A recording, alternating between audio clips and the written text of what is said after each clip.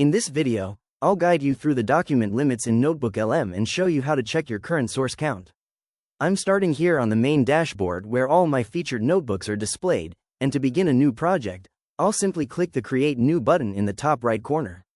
This brings up the source selection modal, which is the hub where I can choose to upload local files, link specific websites, or even pull data directly from my Google Drive and YouTube videos.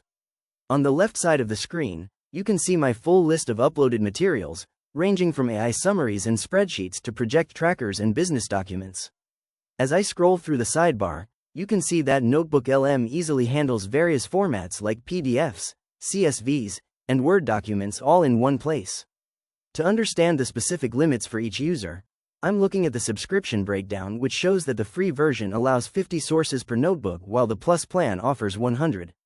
For power users, the Pro plan jumps to 300 sources and the Ultra tier provides a massive 600 documents per project.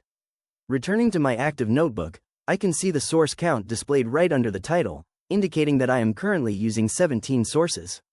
This clear indicator is incredibly helpful for staying within my plan's limits while I continue to build out and expand my comprehensive knowledge base. If you found this walkthrough helpful for personalizing your own AI workflow, please consider liking the video and subscribing for more quick tips and tutorials.